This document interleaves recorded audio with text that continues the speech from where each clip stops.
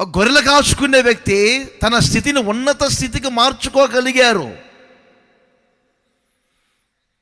ఈరోజు నా తల్లిదండ్రులుగా మీరు మీ పిల్లల విషయాల్లో చాలా మదన పడిపోతున్నారు. కష్టపడి చదివించాం. ఒక పాపను ఒక బాబును చదివించడం చాలా కష్టం. ఆ ఇంట్లో నలుగురుంటే ఆ నలుగురిని చదివించడం ఎంత కష్టమో నాకు బాగా తెలుసు. ఎన్నో కుటుంబాలు నాకు తెలుసు. కాబట్టి 2 ఆడపిల్లలు ఉన్నారు.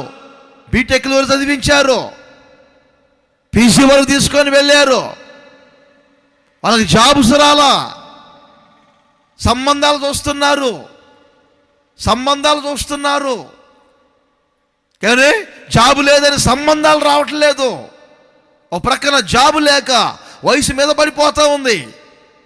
ఒక ప్రక్కన ఏమండి మ్యారేజ్ కలవక ఆ తల్లిదండ్రుల యొక్క ఎదలో వేదన ఎంత ఉంటుందో ఆలోచన చేయండి. ఈ రోజున ప్రతి కుటుంబంలో ఉన్న వేదన ఇది.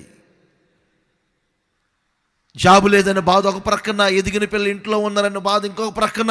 ఈ రోజున ఇక్కడ ఉన్న వారిలోనూ, దూరాన లైవ్లో కూర్చున్న వారిలోనూ, ప్రతి కుటుంబంలో ఈ రోజున ఇదే పరిస్థితి. అయ్యో కష్టపడి చదివిస్తున్నామే, పిల్లల పరిస్థితి ఏమిటి, కుటుంబం పరిస్థితి ఏమిటి, మా పిల్లల భవిష్యత్తు ఏమిటి? అలాంటి వ్యక్తులతో ప్రభు ఎందుకో ఈ రాత్రి మాట్లాడుతున్నారు. విశ్వసించండి, ఈ సందేశము ద్వారా మీ జీవితంలో ఒక అద్భుత కార్యం జరగబోతుంది. ఎక్కడో దీన స్థితిలో ఉన్నటువంటి ఎవరి గొర్రెలు కాచుకున్నటువంటి దావీదుకు దేవుడు ఉన్నత స్థితిలోనికి తెచ్చినట్లుగా మీ పిల్లలను ఉన్నత స్థితిలోనికి నా దేవుడు తెచ్చునగాక. ఆమేన్ చెప్పండి గట్టిగా, హల్లెలూయా. మీ కుటుంబ స్థితిని ఉన్నత స్థితిలోనికి తీసుకొని రాబోతున్నారు నా దేవుడు.